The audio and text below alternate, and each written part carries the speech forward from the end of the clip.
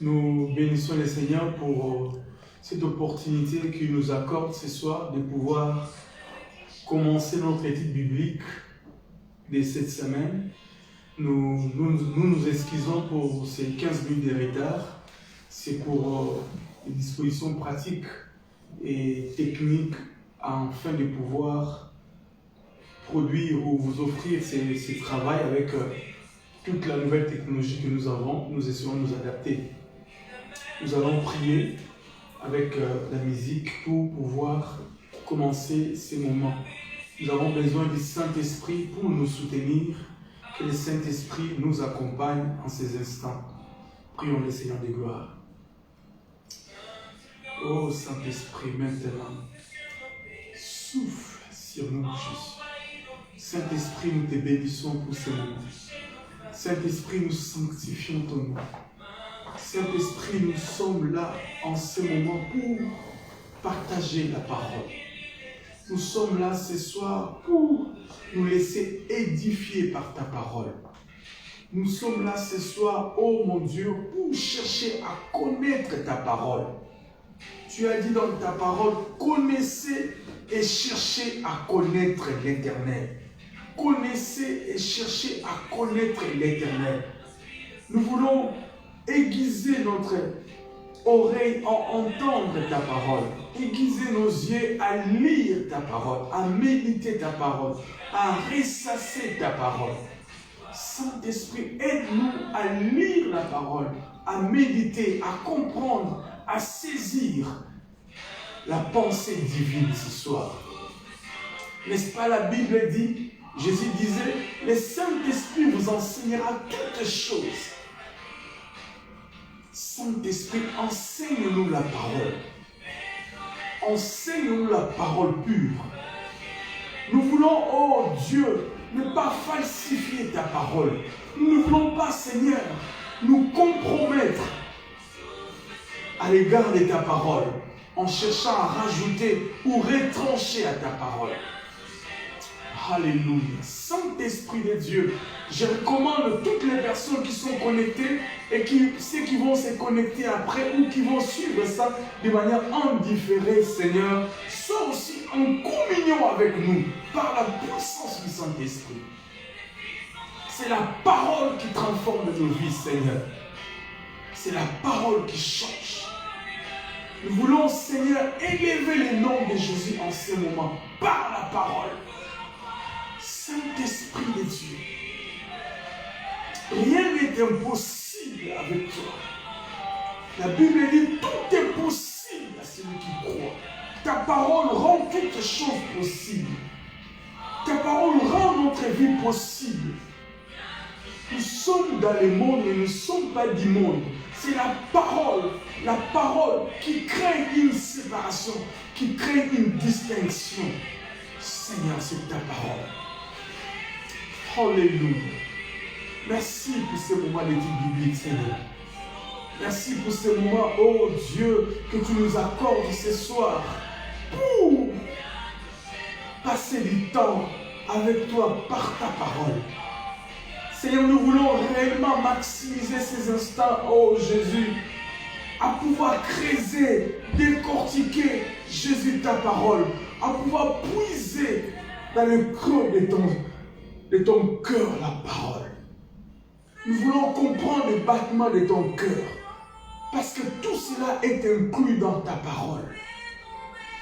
Nous ne voulons pas faire de gloire des études bibliques superficielles. Saint-Esprit, permet à ce que ton peuple que nous sommes dans l'eau profonde de ta parole. Nous voulons aller en profondeur avec toi, Seigneur. Nous voulons rompre les amarres pour pouvoir avancer dans la profondeur avec toi, Seigneur.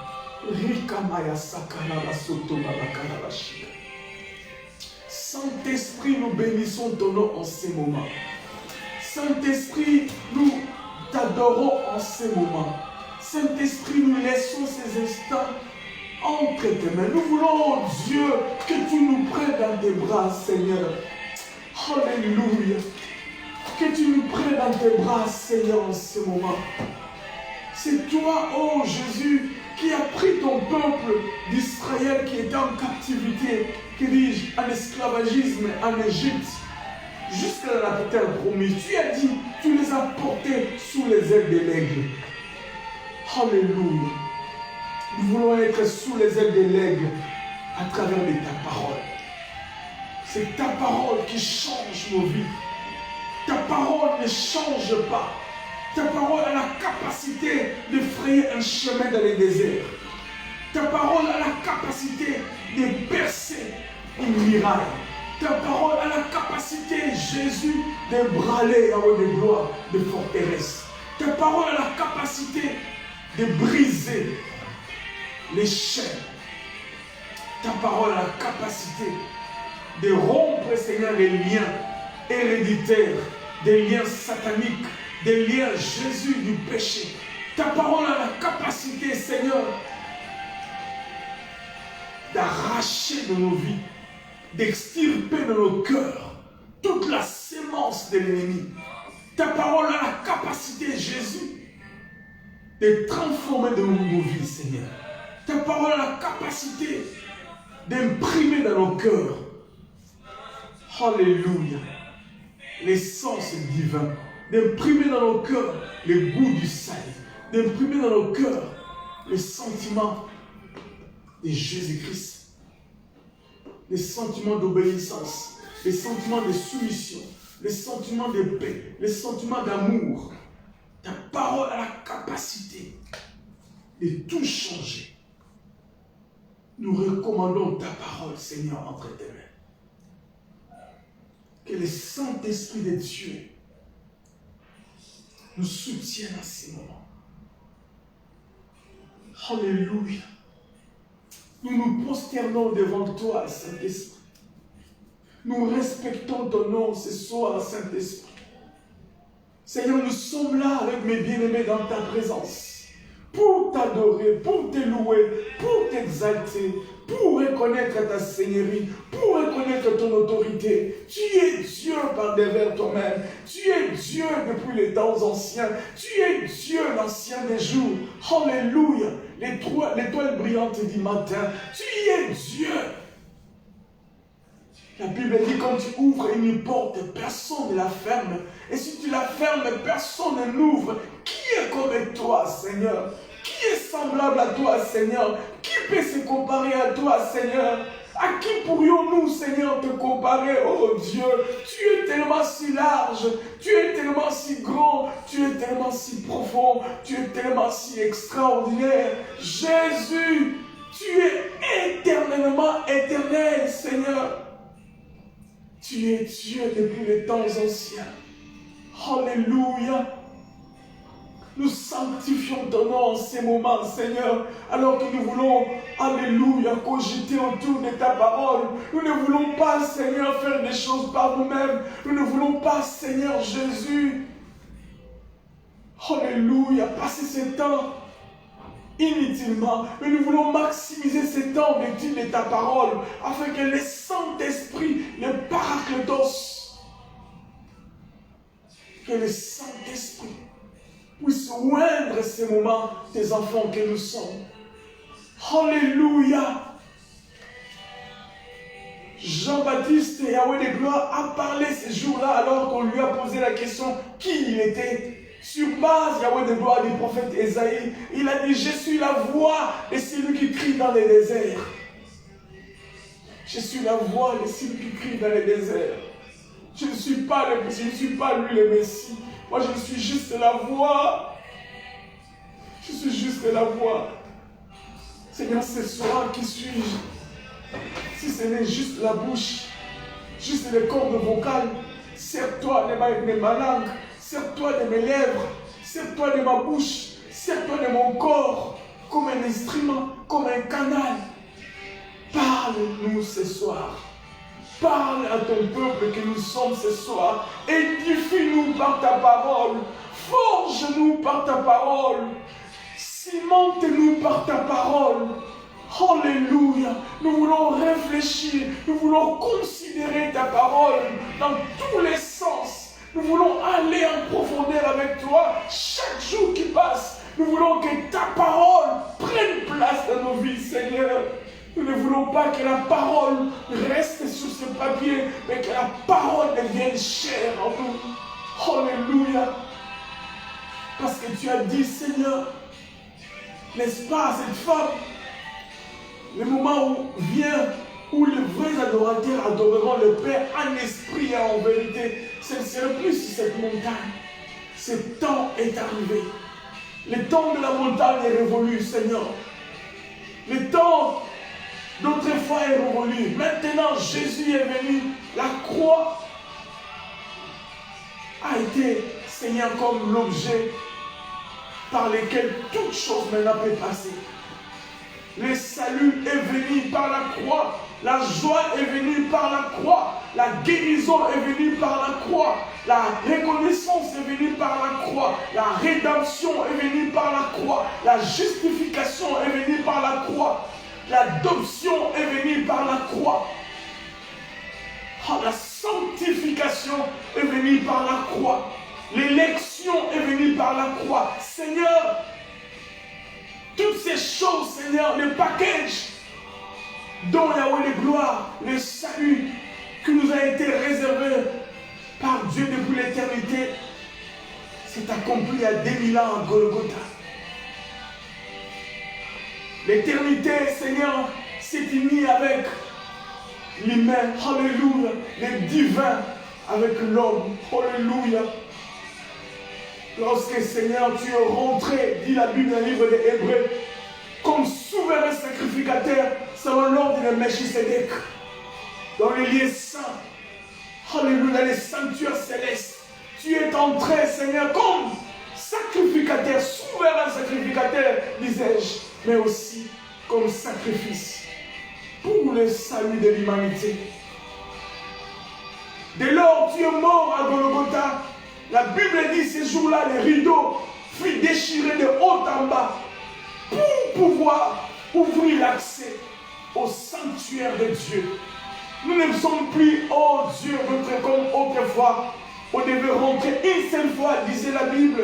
Le souverain sacrificateur rentrait une seule fois pour tout dans les lieux saints. Il avait la corde au pied et des clochettes. Et le peuple à l'extérieur n'attendait que les clochettes. Si il n'y avait plus de bruit, il pouvait soupçonner que le souverain est décédé.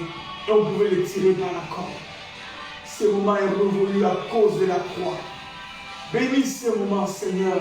Parle-nous par ta parole. Nous voulons partager ta parole. Nous voulons être illuminés par ta parole. Ouvre les yeux dans nos cœurs, Seigneur. Glorifie Jésus, Saint-Esprit. Glorifie Jésus, Saint-Esprit. Glorifie Jésus. Parce que Jésus est la parole. Jésus est la parole. Jésus, c'est notre bannière. La parole est immuable, Seigneur. La parole ne change pas. La parole est une personne. La parole, c'est Jésus-Christ. La parole, c'est Jésus-Christ, notre Seigneur et Sauveur. Sanctifie ta parole et fais-nous du bien par cette merveilleuse parole. Seigneur, soutiens-nous par ta droite triomphante. Parle-nous. Serre-toi de mes cordes vocales. Serre-toi de mes lèvres, Seigneur, mes lèvres impures, et qui fuient, Yahweh de gloire, sanctifié par toi. Le sang de Jésus qui a coulé pour nous purifier. Ésaïe a vu Dieu sur un trône très élevé, il a tremblé, il a dit, malheur à moi. Je vis au milieu d'un peuple impur, et ma vie aussi. Moi-même, je suis un homme impur. Mais l'un des séraphins, alléluia, a pris un morceau du brasier sur l'autel et avec le pinceau, il a touché les lèvres du prophète. Et il lui a dit, maintenant, tes péchés sont expiés. C'était l'image de l'autel spirituel où Jésus-Christ serait crucifié pour nous purifier, pour nous permettre d'accéder dans les saints des saints. Merci Seigneur maintenant. alors que nous voulons cogiter autour de ta parole, par ta parole. Fais-nous du bien. Merci Seigneur pour mes bien-aimés qui vont me suivre en différé. Merci pour mes bien-aimés qui sont en ligne, en direct. Merci pour tout Seigneur. Merci pour mes bien-aimés qui m'accompagnent ici en présentiel aussi. Merci Seigneur. Yahweh, Yahweh. Prosternons Jésus. Alléluia. Sterne. Adore. Yahweh. Alléluia. Alléluia. Alléluia.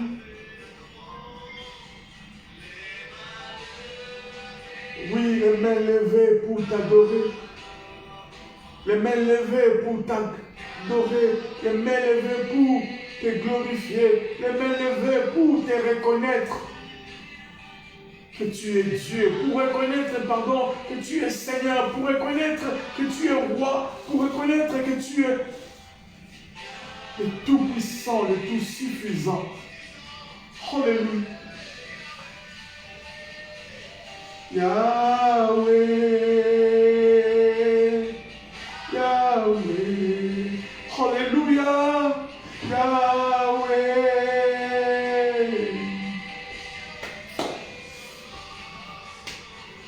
Yahweh, Alléluia, Yahweh, Rimaya Sababa Koro Indashika Baba, Yahweh.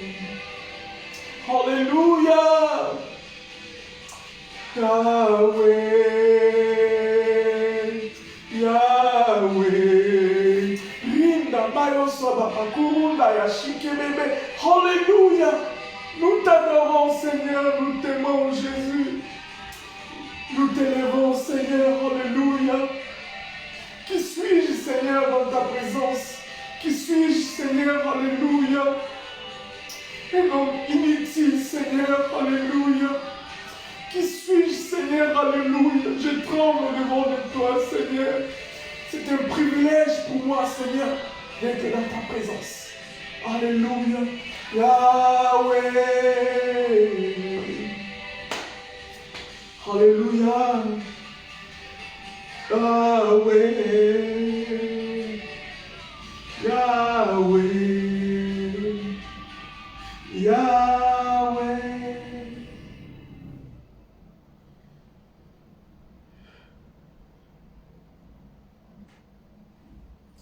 Seigneur, merci pour ce moment merveilleux dans l'adoration. Merci pour ces moments où nous avons, Seigneur, oh Dieu, passé du temps pour t'adorer, pour t'élouer, pour reconnaître que tu es Dieu, pour reconnaître que nous sommes rien. Seigneur, merci Jésus. Merci Seigneur, alléluia. Merci mon Dieu pour ces instants extraordinaires. Que toute la gloire te revienne. Merci pour ta parole. Sanctifie ta parole.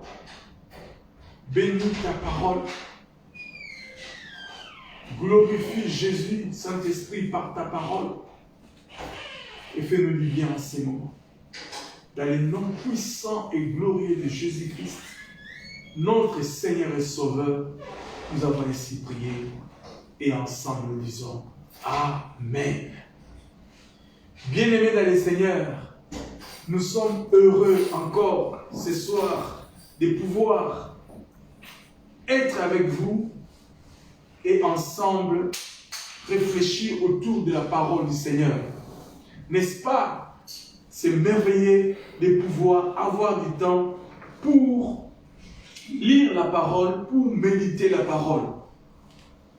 Nous allons faire notre étude biblique selon le voyage que nous avons commencé la dernière fois dans le livre de 1 Samuel, chapitre 1er, à partir du verset 1er aussi. Et nous avons lu les 8 premiers versets et nous allons encore relire cela parce que cette parole n'arrête pas de nous apprendre des choses. Cette parole, cette portion de l'écriture bien sûr, n'arrête pas de nous apprendre des choses extraordinaires. Nous allons de nouveau relire cela et essayer de faire ressortir certaines leçons que le Seigneur aimerait que nous puissions saisir par sa parole ce soir. Je vais devoir procéder à la lecture dans la version, la première version, je vais lire dans 2 versions. La version Louis II, non, même 3 versions, comme ça nous pourrons comprendre les textes et faire un peu de comparaison entre les différentes versions et voir les nuances qu'il y a dans les différentes versions. La version Louis II nous dit ceci: il y avait un homme de Ramathaïm, Tchophim, de la montagne d'Ephraïm, nommé Elkana, fils de Jéroam, fils d'Éliou, fils de Toyou, fils de Chouf, Ephrasien. Il avait 2 femmes, dont l'une s'appelait Anne et l'autre Pénina. Pénina avait des enfants, mais Anne n'en avait point. Chaque année, retenons ça très bien, c'est notre premier élément que nous allons apprendre aujourd'hui. Chaque année, cet homme montait de sa ville à Silo pour se prosterner devant l'Éternel des armées et pour lui offrir des sacrifices. Là se trouvaient les 2 fils d'Élie, Ophni et Phiné, sacrificateurs de l'Éternel. Les jours où Elkana offrait son sacrifice, il donnait des portions à Pénina, sa femme, et à tous les fils et à toutes les filles qu'il avait d'elle. Mais il donnait à Anne une portion double, car il aimait Anne que l'Éternel avait rendue stérile. Une portion double. Ça arriva de prodiguer des mortifications pour la porter à s'irriter de ce que l'Éternel l'avait rendue stérile. Et toutes les années, il en était ainsi. Chaque fois qu'Anne montait à la maison de l'Éternel, Pénina la mortifiait de la même manière, Alors elle pleurait et ne mangeait point. Elkana, son mari, lui disait: Anne, pourquoi pleures-tu et ne manges-tu pas? Pourquoi ton cœur est-il attristé? Est-ce que je ne vaux pas pour toi mieux que 10 fils? Pourquoi? Nous allons prendre la version Parole vivante.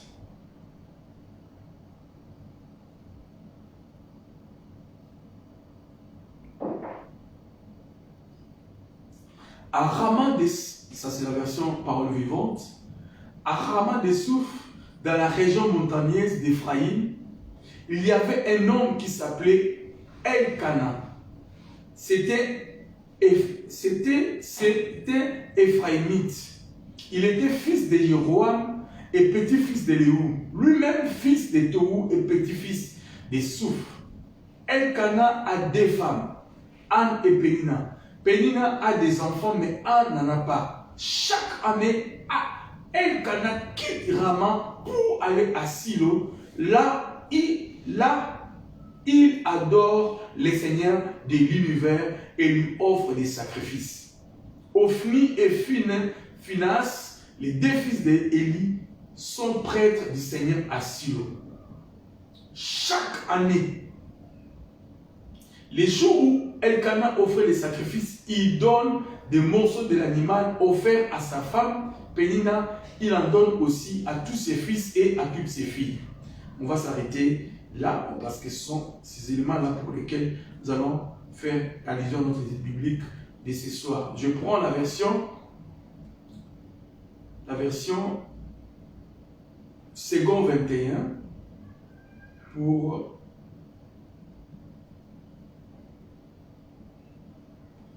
voir aussi les nuances dans cette histoire. Bien. Il y avait un homme de Ramathaïm, Tchophim, de la région de montagneuse d'Ephraïm, du nom d'Elkana. Il était le fils de Jéroam, fils d'Éliou, petit-fils de Tohu, et arrière-petit-fils de Chouf, et était éphraïmite. Il avait 2 femmes. L'une s'appelait Anne et l'autre Pénina. Pénina avait des enfants, tandis qu'Anne n'en avait pas. Chaque année, cet homme montait de sa ville jusqu'à Silo pour adorer l'Éternel. Pour adorer l'Éternel, le maître de l'univers, et lui offrir des sacrifices. Là se trouvaient les deux fils d'Élie, Ophni et Phiné, qui étaient prêtres de l'Éternel. On va s'arrêter par là pour gagner du temps à cause de la manière dont le temps est en train de filer. Excusez-moi. Bien. La dernière fois, bien aimé, nous avons essayé de comprendre, parce que nous nous sommes dit que les noms en Israël avaient des significations, étaient symboliques.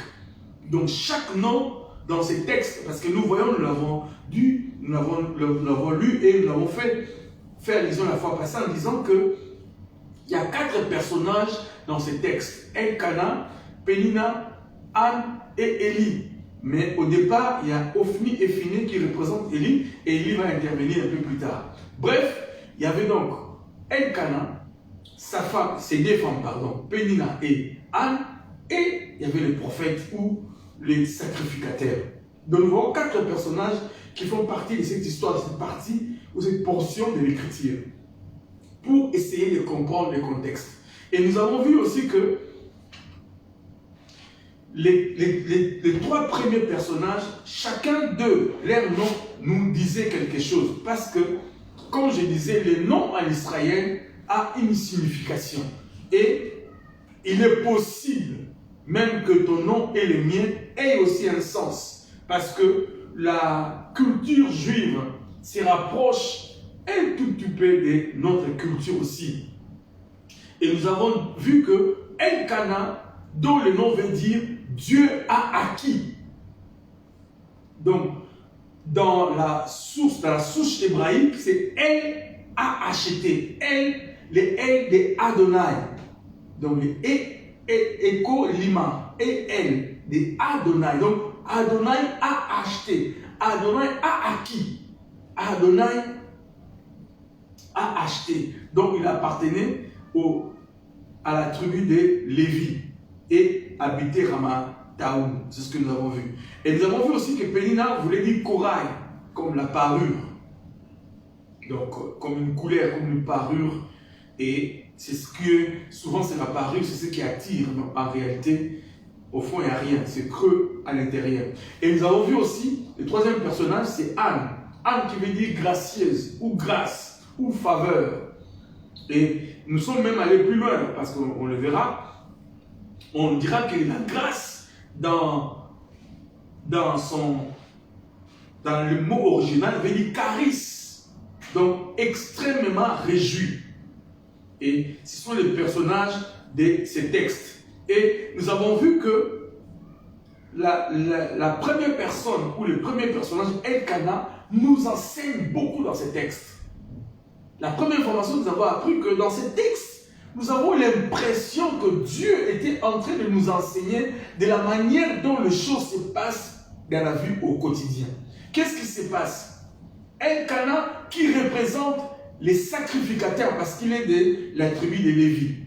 Et nous voyons Elkana qui représente aujourd'hui de manière actuelle, si nous devons maintenant contextualiser, si nous regardons le contexte, Elkana était un lévite. Et nous, dans le Nouveau Testament, nous sommes des lévites. Nous sommes des sacrificateurs. Parce que la Bible dit, Dieu a fait de nous des sacrificateurs. Jésus, a fait de nous des sacrificateurs pour Dieu. Donc, dans le Nouveau Testament, nous représentons Elkana. Nous sommes des sacrificateurs. Ma sœur, mon frère, nous sommes des sacrificateurs. Donc, ici, Elkana, image du chrétien, image de l'église, image de toi et moi. C'est ce que nous avons essayé de comprendre. Alors, si Elkana représente nous chrétiens, Pénina et Anne représentent qui ou représentent quoi? Nous avons vu que Pénina et Anne sont des types de vies que nous rencontrons au quotidien, ou des sortes de situations que nous rencontrons au quotidien. Donc, Elkana rencontrait, donc il était en face de des images, de des situations. Une situation qui s'appelle Pénina, une autre situation qui s'appelle Anne. Et nous avons vu, pour gagner plus de temps, nous avons vu que Pénina est le type, quand nous voyons déjà la parure, Pénina est le type de la vie d'oppression, la vie d'opposition, la vie qui est émaillée du péché. Et le type des païens, et le type du méchant, et le type du diable. Donc, Pénina est le type des livrés. Et nous avons vu que Anne est le type de modèle parfait, et le type du bleu. Parce que si nous voyons dans le livre de Matthieu, c'est ce que nous avons vu, quand nous faisons allusion aux 10 vierges, les 10 vierges étaient épouses, étaient églises, étaient des chrétiens, entre guillemets. Mais, quel genre de vie avait-elle?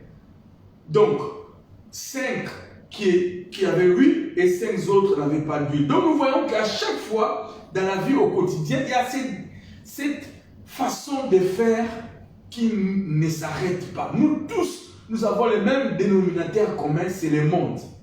Mais la différence maintenant, c'est à partir de la manière dont nous nous conduisons, nous qui avons le Saint-Esprit et ceux qui n'ont pas le Saint-Esprit. Donc, Pénina est le type de personnes qui n'ont pas le Saint-Esprit, qui n'ont pas Christ dans leur vie, qui ne marchent pas dans la crainte de Dieu et qui sont utilisés par moments par les diables pour être une occasion de chute pour ceux qui marchent dans la volonté du Seigneur. Bien-aimés, nous sommes toujours avec ces gens-là. Dans la parabole des livrets et du bleu, le maître a répondu aux serviteurs en disant « Laissez les deux croître ensemble. Au moment opportun, j'aimerais, moi-même je viendrai différencier. » Pourquoi? Parce qu'il y a un méli-mélo dans certaines choses qui se passent. Nous allons réfléchir peut-être prochainement en profondeur par rapport à cela, mais de manière globale ou rapidement, nous pourrons dire que l'ivraie et le bleu, quand ils sont encore petits, les deux se ressemblent. Donc, l'ivraie et le bleu, si vous le mettez ensemble, si le bleu et l'ivraie n'ont pas encore poussé, n'ont pas encore mûri, quand ils sont encore petits, eh bien, il y a un mélange, il y a une confusion. C'est difficile de pouvoir différencier l'ivraie et le bleu. Donc, le maître savait que s'il avait envoyé ses serviteurs pour aller arracher l'ivraie, les serviteurs par mégarde, ils allaient aussi arracher le blé ou faire du mal au bleu. Il y a un homme de Dieu que nous aimons beaucoup, l'apôtre Roland Dallon, est allé plus loin en profondeur dans ce texte et j'ai beaucoup admiré sa façon de nous expliquer cette histoire. Il dit que l'ivraie, en réalité, selon la botanique, il a la capacité de pouvoir faire ressortir tout autour de lui une liquide qui est comme du poison, comme du venin.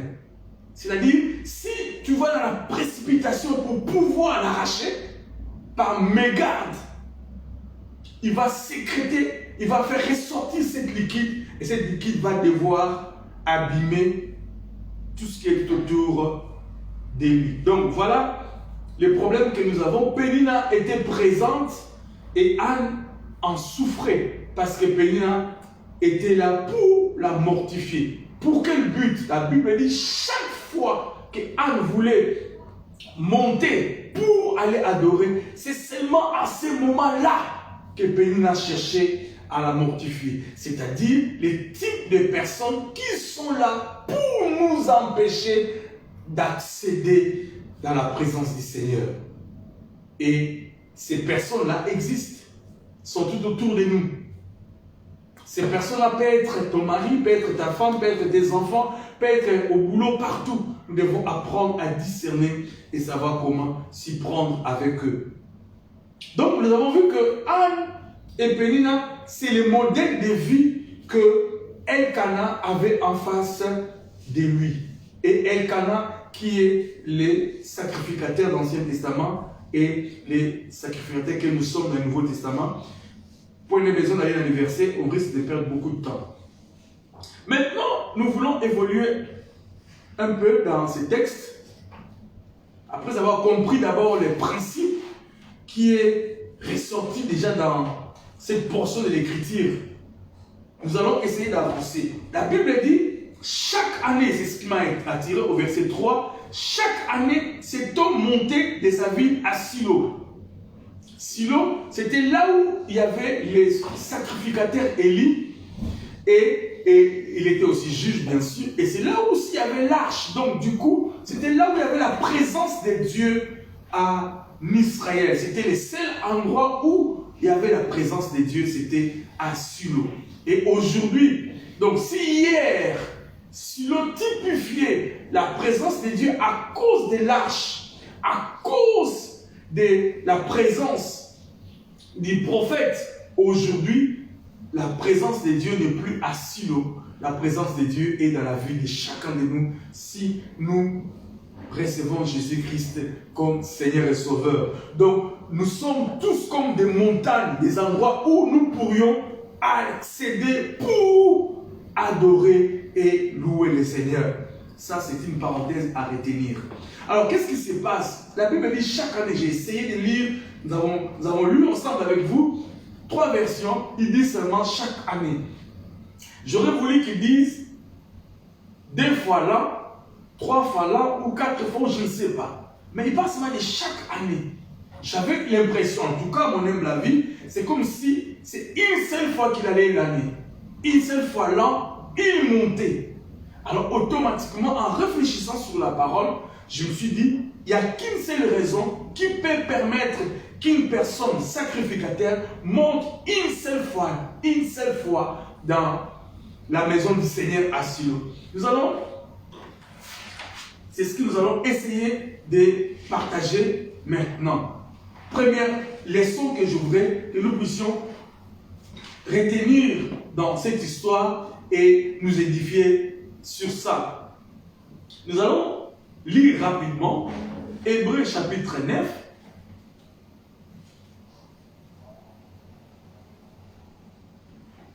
Hébreux chapitre 9, verset 7. Je prends partie du verset 5 pour comprendre le contexte et nous aider à saisir.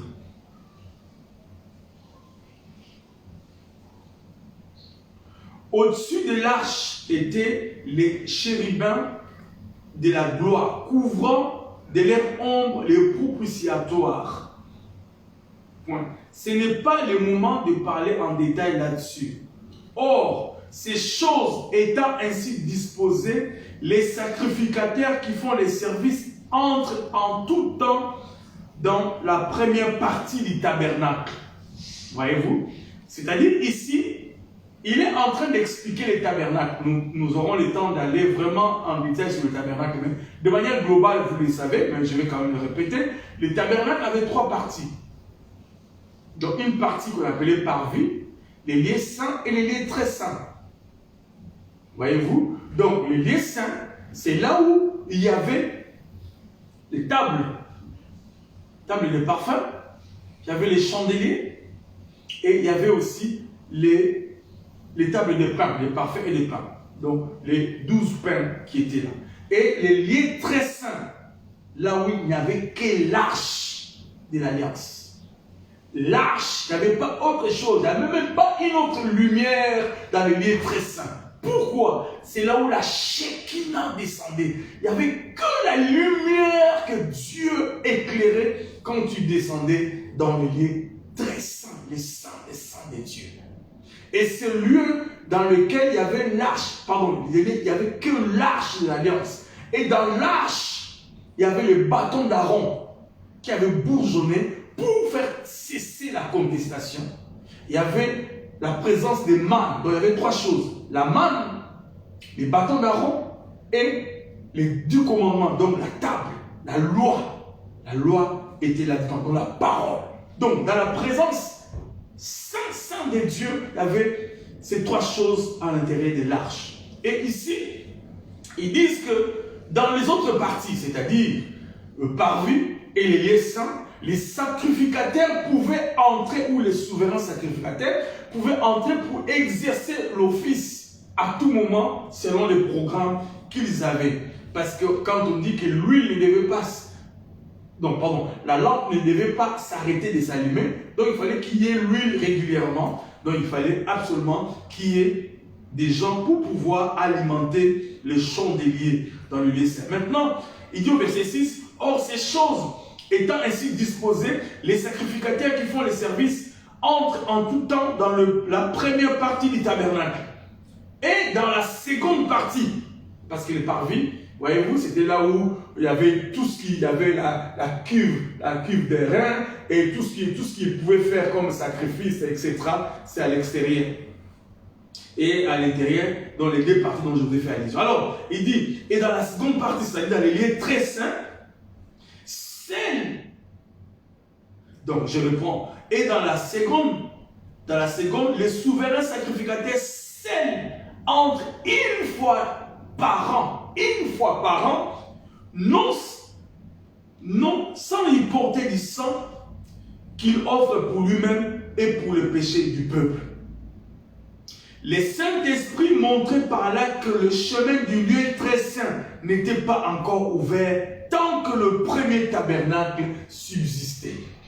Donc, bien aimé, ici, nous voyons le tabernacle de Moïse empêcher l'accès dans le Saint des Saints à tout le monde, même si tu es sacrificateur.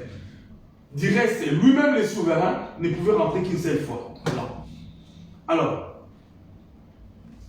il dit, c'est une figure pour les temps actuels où l'on présente des offrandes et des sacrifices qui ne peuvent rendre parfait sous le rapport de la science, c'est lui qui rend ce culte. Je saute parce que nous allons lire les versets 12 pour gagner du temps. Moi, comme il faut lire pour que nous puissions comprendre. Alors, je saute le verset 10. Excusez-moi pour cette lecture kangourou à cause du temps. Waouh, ça va vite les temps. Et le verset 11 dit, mais Christ est venu. Écoutez-moi bien. Christ est venu, mais Christ est venu comme souverain sacrificateur de bien à venir. Il a traversé les tabernacles plus grands et plus parfaits, qui n'est pas construit de mains d'hommes, c'est-à-dire qui n'est pas de cette création. La Bible dit qu'il est entré dans les sanctuaires célestes. Donc, ce que Moïse avait construit ici-bas, c'était l'image de ce qu'il avait vu sur la montagne. Et ce qu'il avait vu sur la montagne, c'était le modèle que Dieu lui avait montré de ce que lui avait construit dans les cieux. Et c'est là où Jésus-Christ est allé pour offrir les sacrifices. Maintenant, c'est le verset 12 qui nous intéresse. Il dit, et il est entré une fois pour toutes dans le lieu très saint, non pas avec le sang des boucs et des veaux, mais avec son propre sang, ayant obtenu une rédemption éternelle. Bien-aimés dans le Seigneur, qu'est-ce que le livre 1 Samuel veut nous apprendre du verset 3? Chaque année, il allait une fois l'an pour aller adorer et offrir des sacrifices au Seigneur. Donc, il allait donner ses sacrifices au souverain sacrificateur qui allait faire les offices. Et lui, il adorait. Pourquoi? Parce qu'ils n'avaient pas la possibilité d'en faire plusieurs fois ou d'aller plusieurs fois. Pourquoi? Parce que nous sommes en train de lire au verset 8.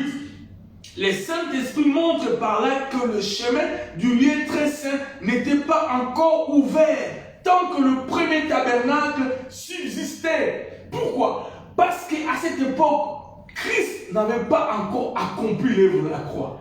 Bien-aimés, nous avons lu ensemble et nous nous sommes dit que Elkanah représente l'Église, représente les chrétiens. Si hier, ils avaient l'opportunité d'aller juste une seule fois par an, aujourd'hui, cette histoire est passée. Nous sommes au temps de Christ, où nous pourrions, nous maintenant, accéder autant de fois que nous voulons dans la présence du Seigneur. Qu'est-ce que nous voulons apprendre, bien-aimés? Ce que nous voulons apprendre pour gagner du temps, aller vite, je reviens dans notre texte. Le verset 3 nous dit, chaque année, cet homme montait de sa ville à Silo. D'abord, chaque année, il allait. Nous, maintenant, ce n'est pas chaque année. Ce que nous pourrons apprendre ici, c'est qu'avec l'œuvre de la croix, nous pourrions accéder dans le lieu saint de Dieu toutes les fois où nous avons envie d'y aller, à part si nous sommes éloignés de lui à cause du péché. Cependant, il est au préalable exigé de pouvoir d'abord avoir une relation personnelle avec Jésus-Christ. Bien-aimés, donc en lisant ces textes, nous apprenons que chaque année, Elkanah allait et cela nous interpelle de pouvoir rectifier nos tirs. Combien de fois, bien-aimé, tu vas dans la présence du Seigneur? Combien de fois tu as toujours des excuses? Maintenant, avec les couvre-feux, avec nous ici en Europe, on a, non seulement on a maintenant le couvre-feu, mais avant, on avait les confinements. Bon, même aussi dans d'autres pays, il y avait le confinement. Donc, il y avait une bonne excuse pour que les gens n'aillent pas à l'église. Mais est-ce que toi-même, tu n'es pas une église? Si tu es une église toi-même. Donc, du coup, même si tu n'allais pas à une église physique, une église locale, mais tu pouvais, ou j'espère bien sûr, tu pouvais toi-même devenir une église avec ceux qui sont tout autour de toi. Et Dieu merci, la nouvelle technologie est aussi arrivée, bien que d'autres utilisent ça pour des fins qui ne sont pas agréables, mais nous utilisons la même technologie pour faire avancer le royaume des cieux. Comme maintenant, bien aimé, à cause du couvre-feu, nous ne pouvons pas nous réunir en présentiel ici au centre évangélique La Bannière Nantes. Mais nous avons notre moment d'étude biblique en distanciel ou en live, vous qui êtes déjà en live et ceux qui vont suivre en différé peuvent suivre. Donc, nous voyons ici, bien aimé, une leçon à retenir pour aujourd'hui, c'est que hier, c'était une fois l'an que les sacrificateurs ou que les enfants de Dieu pouvaient avoir l'opportunité d'accéder dans la présence de Dieu. Aujourd'hui, c'est toutes les fois où nous pourrions aller. Pourquoi? Parce que la Bible dit, les rideaux, je vais lire ça, les rideaux furent déchirés de haut en bas pour ouvrir l'accès bien-aimé.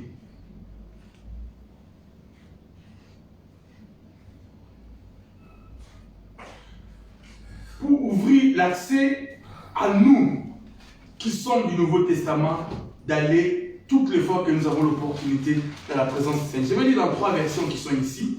La version du second dit ceci. Et voici les voiles du temple. Je suis dans Matthieu chapitre 27 verset 51. Matthieu chapitre 27 verset 51. Et voici les voiles du temple se déchira en deux. Depuis le haut jusqu'en bas. La terre trembla, les rochers se fondirent. Les rochers se fondirent, pardon. Bien-aimé, lorsque Jésus-Christ est mort, le rideau qui séparait les lieux très saints aux lieux saints, qui empêchait les hommes d'accéder aux lieux très saints, fut déchiré de haut en bas. Pourquoi pas de bas vers le haut? Pour qu'il n'y ait pas d'esquisse. Pour que les gens ne disent pas quelqu'un a déchiré, parce que dans les temples, bien aimé, les temples étaient tellement hauts, donc les rideaux étaient à une hauteur élevée. C'était impossible qu'un homme, sans utiliser une échelle, d'aller déchirer. Donc du coup, cette problématique ne pouvait pas permettre aux incrédules de ne pas croire que c'était un miracle. Dieu a fait exprès pour que les gens croient que c'était un miracle, parce qu'il n'y avait pas d'échelle pour monter, c'était déchiré.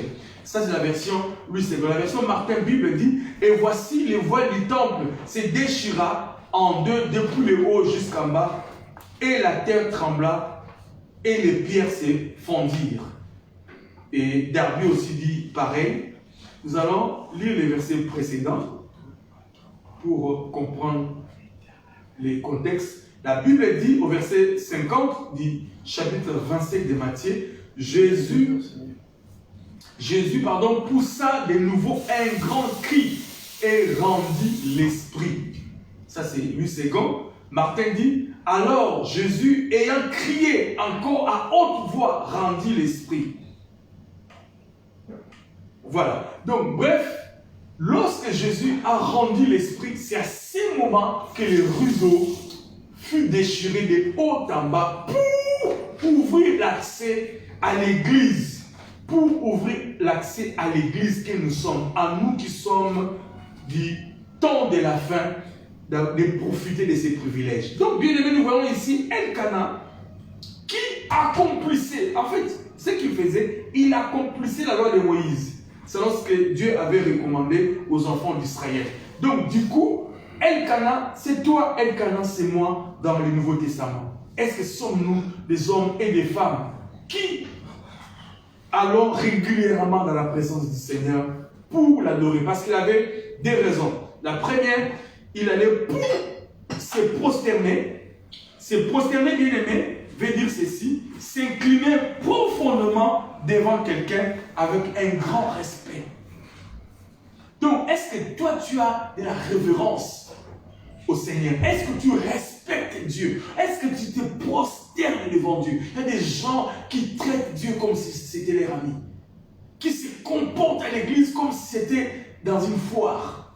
Bien aimé, Dieu est saint, Dieu est Dieu. Ils rentrent dans la maison du Seigneur avec des téléphones, ils parlent au téléphone.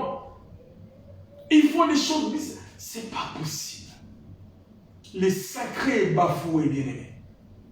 Il allait se prosterner devant celui-là qui est le maître de l'univers, bien aimé. Avec respect. C'était la première chose qu'il faisait. Et la seconde, c'est quoi? La Bible dit, il offrait des sacrifices. Hier, ils offraient quoi? Des sacrifices des animaux. Et à partir du sang de ces animaux-là, ils obtenaient, entre guillemets, le pardon du péché. Mais la Bible dit, les sangs des animaux n'ôtaient pas le péché, mais les sangs des animaux couvraient juste le péché. C'était le type ou l'image de ce que Jésus-Christ devait faire. Bien aimé, j'aime beaucoup faire ces comparaisons. J'aime beaucoup. Parce que je vais essayer de nous expliquer quelque chose rapidement avant de revenir. Parce que j'en parle tellement beaucoup.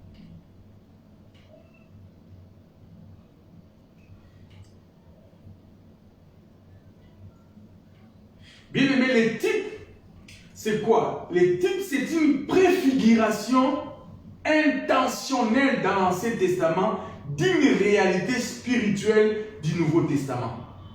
Les types, je réponds, c'est une préfiguration intentionnelle dans l'Ancien Testament d'une réalité spirituelle du Nouveau Testament. C'est ce que nous sommes en train de voir, n'est-ce pas? Donc, hier, ils offraient des sacrifices pour obtenir gain de cause, obtenir le pardon. Aujourd'hui, nous offrons quoi? Nous n'offrons rien, juste nos lèvres, nos prières, nos larmes, etc. Pourquoi? Parce que Jésus-Christ s'est offert lui-même à notre place, à la place de ces animaux. Qu'est-ce qui s'est passé? Il prenait l'animal et le pécheur mettait sa main dessus. Donc, cet animal jouait le rôle du pécheur. Il prenait la place du pécheur. Voyez-vous? C'est lui qui devenait comme sacrifice à la place du pécheur. Mais Jésus, c'est ce qu'il a fait. C'est ce que nous avons vu dans le livre des Hébreux. Il a pris notre place à Golgotha pour nous donner la rédemption. Donc, raison pour laquelle j'ai dit toutes ces choses, c'est les types. C'est l'image de ce que Dieu voulait que nous puissions comprendre. Donc, la pédagogie de Dieu est extraordinaire.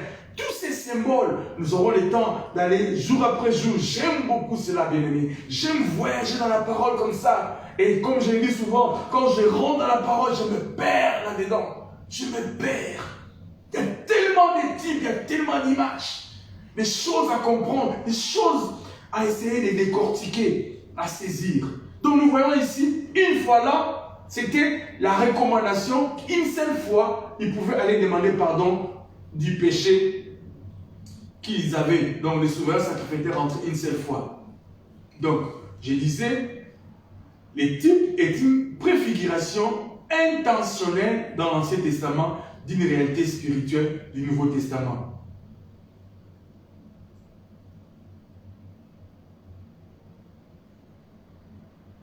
Et les symboles peuvent représenter une chose passée, présente ou future. Donc, nous allons d'abord nous arrêter sur le type et évoluer comme ça. Donc, on ne peut donner l'essence réelle d'un type que s'il est clairement indiqué dans le Nouveau Testament. Donc, si la chose dont on parle est indiquée dans le Nouveau Testament, c'est la chose-là que nous pourrions l'appeler comme type. Donc, nous voyons dans l'Ancien Testament et nous l'amenons dans le Nouveau Testament pour confirmer que la chose est, ou l'image, ou l'événement, ou l'histoire, ou la personne typifie réellement ce dont nous voulons parler. Donc voilà, la première leçon à retenir, c'est que hier, ils allaient une fois. Donc le souverain sacrificateur entrait une seule fois dans la présence de Dieu pour obtenir le péché, son péché et le péché de l'humanité. J'ai expliqué, vous avez le temps d'aller, vous êtes des érudits de la parole, allez-y étudier. Vous allez voir dans l'Ancien Testament, la Bible dit, les souverains sacrificateurs rentraient une seule fois l'an. Et avant d'entrer, il avait la corde au pied. Pourquoi? Avec des clochettes. Pourquoi? Quand il rentrait, comme personne ne pouvait accéder dans les saints des saints de Dieu, si jamais il avait commis un péché et qu'il est mort là-dedans, on pouvait les tirer par la corde pour les faire sortir. Parce que personne n'avait le droit d'entrer. C'est ce qui s'est passé. Et aujourd'hui, bien-aimés, nous avons l'accès. Donc si hier, Elkana allait chaque fois, aujourd'hui, chaque année, nous pourrions aller aujourd'hui autant de fois que nous voulons. C'est extraordinaire. Et nous avons vu qu'il faisait des choses, il se prosternait et il offrait des sacrifices. Bien-aimé, est-ce que toi tu es en train d'offrir ta vie comme sacrifice au Seigneur? Est-ce que tu es la personne qui donne sa vie au Seigneur, qui se sacrifie pour le Seigneur? Est-ce que tu le fais? Quel genre de vie que tu mènes? Nous devons offrir, parce que hier, c'était des animaux qu'ils offraient. Mais aujourd'hui, c'est nous-mêmes qui sommes sacrifices aussi pour le Seigneur. Nous devons offrir notre vie. C'est ce que la Bible dit. La Bible dit, offrez vos corps comme sacrifice.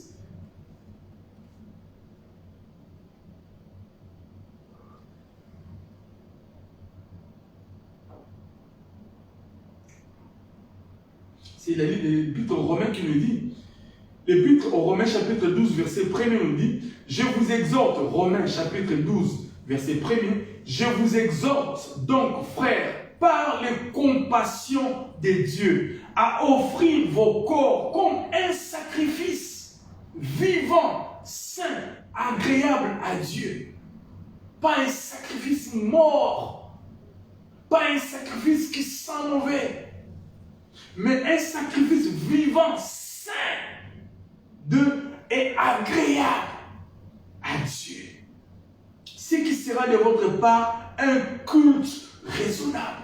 Bien-aimé, il allait faire le culte Elkana.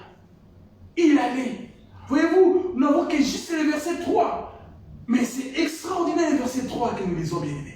Dans la Bible, nous ne pourrons même pas la finir. Il y a tellement de choses à dire. Bien-aimé, offrez vos corps comme un sacrifice. Romains chapitre 12, verset 1er. Est-ce que Martin Bible dit, je vous exhorte donc, mes frères, par les compassions de Dieu, que vous offriez vos corps en sacrifice vivant, saint, agréable à Dieu. Darby dit, je vous exhorte donc, frères, par les compassions de Dieu, à présenter vos corps en sacrifice vivant, saint, agréable. Alléluia, formidable. Qu'est-ce que nous faisons, bien-aimés? Qu'est-ce que nous faisons?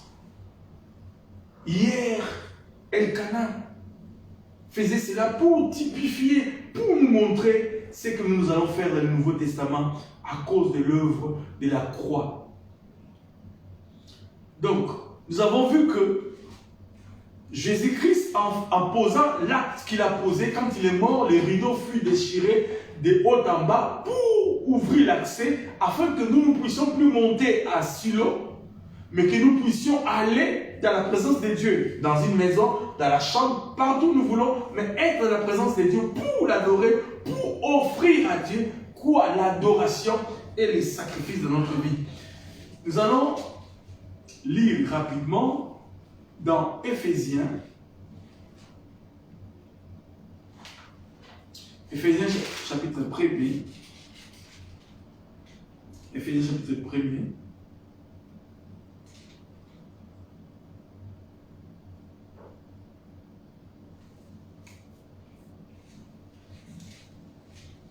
Excusez-moi. Oui.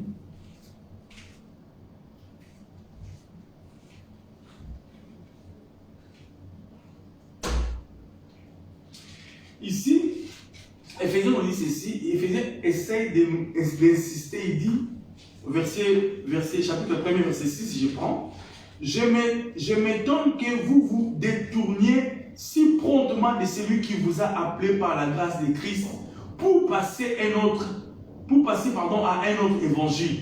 Non pas qu'il y ait un autre évangile, mais qu'il y a des gens qui vous troublent et qui vous veulent renverser l'évangile de Christ. Mais quand nous-mêmes, quand un ange, voilà, il dit, mais quand nous-mêmes, quand un ange du ciel annoncerait un autre évangile, que celui que nous vous avons prêché, qu'il soit anathème. Il dit, que ce soit un ange, que ce soit une autre personne, peu importe la personne, s'il vous annonce un autre évangile, que cet évangile, que l'apôtre Paul, cet évangile c'est quoi? C'est Jésus-Christ ressuscité, Jésus-Christ notre Seigneur et Sauveur. Jésus-Christ est le souverain sacrificateur selon l'ordre de Melchisédek. Le divin Aaron, Jésus-Christ. Il est entré dans la Bible, dans le sanctuaire céleste, une seule fois pour toute notre vie. Une seule fois pour toujours. Pas comme Elkanah toutes les années, mais une seule fois pour que nous ayons accès désormais d'aller dans le sang des saints de Dieu autant de fois que nous voulons pour nous prosterner et lui offrir des sacrifices, comme nous avons vu aussi dans Romains 12 premier, que notre corps devient le sacrifice du Seigneur. Donc, bien aimé, nous allons gagner du temps. Deuxième leçon à retenir vite fait pour terminer. À cause du temps, on va finir à 20h. Deuxième leçon à retenir dans ce texte que j'aimerais que nous puissions partager. La Bible dit au verset 4. Là, nous étions au verset 3, verset 4. Les jours où Elkanah offrait son sacrifice, il donnait des portions à Pénina, sa femme, et à tous les fils et à toutes les filles qu'il avait d'elle. Mais il donnait à Anne une portion double. On verra sur ça plus tard. Bref, le verset 4 nous montre que Elkanah aussi faisait participer sa famille au sacrifice ou à l'adoration ou à la chose qu'il faisait. Bien-aimés dans le Seigneur, ici nous voyons la responsabilité que nous avons en tant que parents, en tant que maman, en tant que papa, en tant que responsable. Bien-aimés, nous qui sommes des parents, nous avons la responsabilité de pouvoir conduire notre famille, la femme et les enfants dans la voie du Seigneur. Elkanah est un exemple d'un père responsable. Bien-aimé dans le Seigneur, un père qui encourage ses enfants à aller dans le bois de nuit, c'est grave. C'est grave. Un parent qui envoie les enfants à commettre le péché, c'est horrible. Bien-aimé, le Seigneur veut nous apprendre à travers Elkanah que nous soyons des modèles, des hommes et des femmes, modèles pour notre famille, modèles pour notre entourage, modèles pour nos enfants, etc. Modèles pour ceux qui sont sous notre toit. Ici, non seulement il les a menés, mais il pourvoyait à leurs besoins. Il pourvoyait pour que ses enfants ou sa femme ou ses femmes, n'aient pas d'excuse à ne pas adorer le Seigneur. Il arrivait à pourvoir aux besoins afin que sa famille aussi adore le Seigneur comme lui. Bien-aimé, nous voyons dans les chefs de Elkana la responsabilité qu'il avait d'obéir à la parole du Seigneur. Donc, c'était le type de serviteurs que Dieu a créé. Lui-même, il était consacré à aller régulièrement de manière obéissante à la parole du Seigneur selon la loi de Moïse, mais aussi il a mené sa famille pour faire pareil. Qu'est-ce que toi tu fais dans ta famille? Qu'est-ce que toi tu fais dans ta maison? Qu'est-ce que toi tu fais autour de toi? Comment tes enfants se comportent-ils? Bien-aimé, si Elkana n'avait pas un bon témoignage autour de lui, s'il n'était pas un exemple, sa famille aussi peut-être ne serait pas encouragée à les suivre. Donc nous devons déjà d'emblée être aussi des témoins ou avoir un bon témoignage autour de nous pour pouvoir avoir la facilité d'apporter ces mêmes messages à la famille. Donc nous avons vu que les deux leçons importantes à retenir dans cette petite portion de l'écriture, voyez-vous, puis on n'a même pas le temps d'aller plus loin. C'est tellement profond, c'est tellement merveilleux que nous tournons tout autour des deux versets, verset 3 et verset 4. Extraordinaire. Donc, sur le chemin de la vie bien-aimée, Elkana représente toi et moi des sacrificateurs. Il a fait de nous des sacrificateurs pour Dieu. Il a fait de nous. Ça, c'est le Seigneur.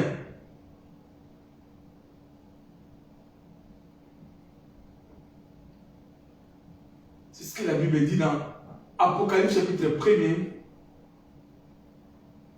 Je prends pour le chapitre 1er. Il a dit, je reprends à partir du verset 5. Non, Apocalypse 1er 5. Je reviendrai sur ça. Je prends à partir du verset 5. Apocalypse chapitre 1er. Je prends seulement verset 4.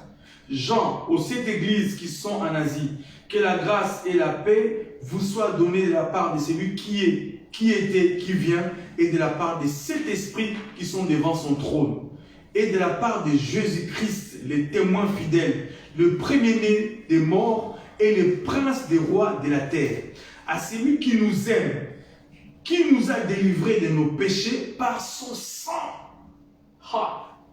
Les socles de l'alliance. Jésus-Christ, il a accepté, bien aimé, que son sang coule pour que nous puissions recevoir de lui la rédemption, la justification, la sanctification, la délivrance. La rédemption, bien aimé, pourquoi? Parce que nous étions vendus au péché. Il devait nous racheter. Alléluia. Le salut, en hébreu, veut dire la délivrance. Donc nous étions captifs comme l'histoire dont nous avons lu dans le livre de l'Exode. Israël en Égypte est le type de la vie du péché qu'un homme, même s'il n'a pas encore connu le Seigneur, il est captif de la boisson, captif de la vie sordide. Il est captif, je ne sais pas, des débauches, captif du vol, etc. parce qu'il est là-bas. Et ici il dit, le premier-né des morts et le prince des rois de la terre, à celui qui nous aime, qui nous a délivrés de nos péchés par son sang, et qui a fait de nous un royaume de sacrificateurs pour Dieu son Père. À lui soit la gloire, la puissance au siècle des siècles. Alléluia! Jésus a fait de nous un royaume de sacrificateurs. Donc vous et moi, nous sommes comme Elkana dans le Nouveau Testament, bien-aimé. Et nous avons le privilège maintenant de pouvoir accéder dans les saints des saints de Dieu autant de fois que nous voulons, jour et nuit, matin comme soir, au volant de notre voiture, en train de marcher, en train de faire le sport, à tout moment. Tu peux t'arrêter ou tu peux être en train de marcher, mais tu es dans les sanctuaires de Dieu.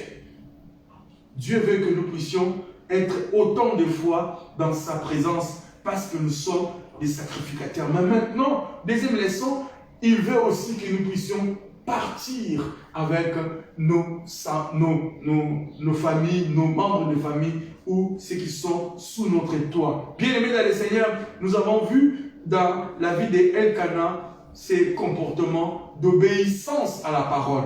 Parce que Elkana faisait cela sur base de la loi de Moïse. Nous avons aujourd'hui la recommandation aussi de pouvoir être non simplement adorer le Seigneur, mais être nous-mêmes une adoration pour le Seigneur. Parce que nous sommes le temple du Seigneur. Ça, c'est notre paire de manches. Nous n'allons pas accéder, mais nous le savons déjà. Ça, ce n'est pas incognito de nous tous. Bien sûr, nous le savons très bien que nous sommes les temples du Seigneur. Les cieux, la Bible dit les cieux ne pouvaient pas les contenir. Que dis-je? Ne peut pas les contenir, même jusqu'à aujourd'hui. Mais cet homme-là, dont les cieux ne peuvent pas les contenir, il a accepté un jour de venir habiter dans notre cœur. Quel privilège! Quel privilège!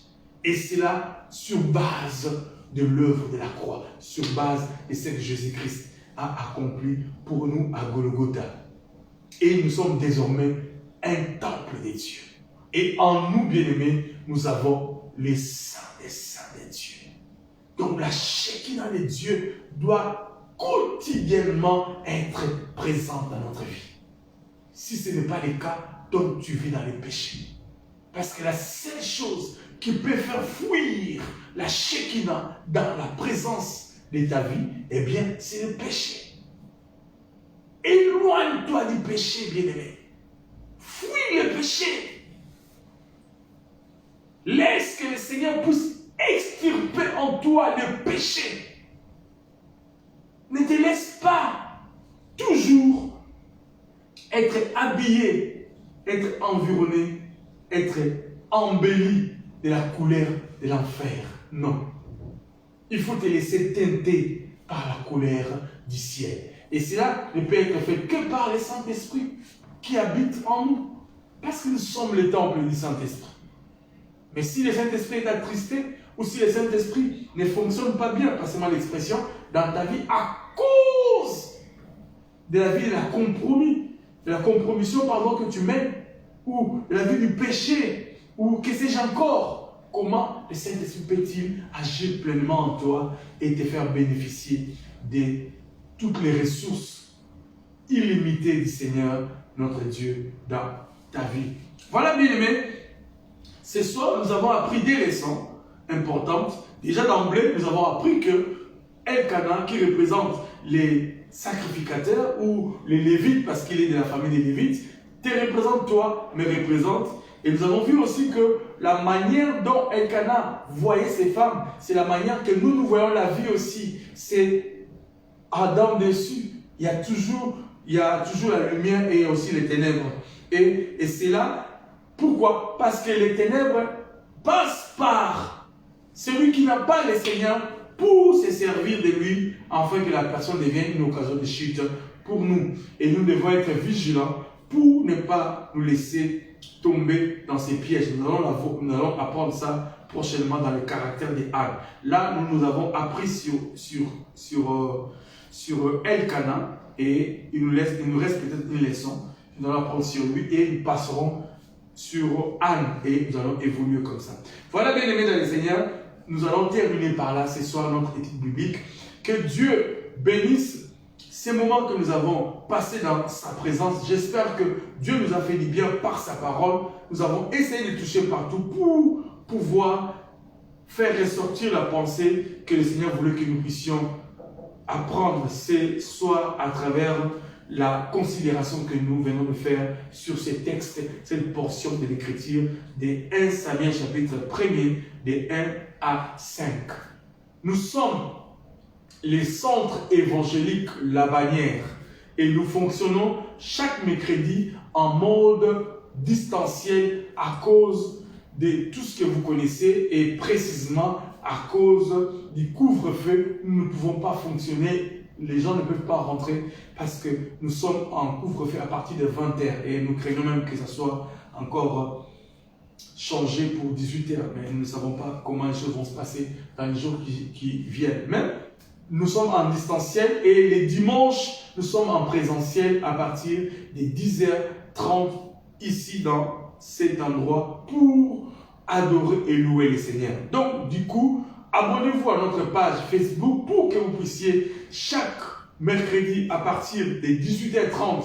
Aujourd'hui, nous avons commencé à 18h45, excusez-nous pour ce retard, pour pouvoir vous édifier dans l'étude biblique que nous allons faire au quotidien par cette merveilleuse parole que nous connaissons tous. Que Dieu vous bénisse et que Dieu aussi nous bénisse et qu'il nous fasse du bien pour que prochainement nous ayons encore et encore des choses à nous partager pour la gloire du Seigneur. Nous allons prier. Père, nous te rendons grâce pour ces moments merveilleux passés dans ta présence, autour de ta parole. Nous aimons ta parole. Nous voulons apprendre à nos bien-aimés. Nous voulons apprendre aux fidèles du centre évangélique La Bannière Nantes à aimer la parole, à cogiter sur ta parole tous les jours, à ressasser ta parole, à méditer ta parole. Parce que tu as dit dans ta parole dans le livre de Josué, chapitre 1er, verset 8, que ce livre de la loi ne s'éloigne point de ta bouche, médite-le jour et nuit, afin de pouvoir appliquer fidèlement tout ce qui est écrit.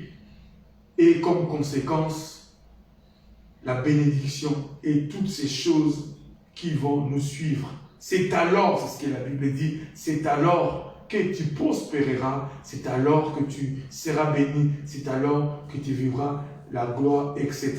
Seigneur, en ce 2021, nous voulons vivre ta gloire. Comme nous avons appris, Seigneur, avoir les dieux de la vision à nos côtés, Seigneur, est une nécessité.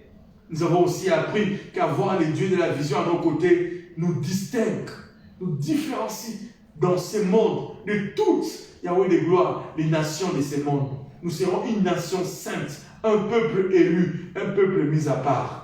Mais seulement si nous nous éloignons de ta parole, si nous nous distançons de ta parole, nous ne pourrons pas comprendre, Seigneur, tous les secrets qui sont attachés à cette merveilleuse parole.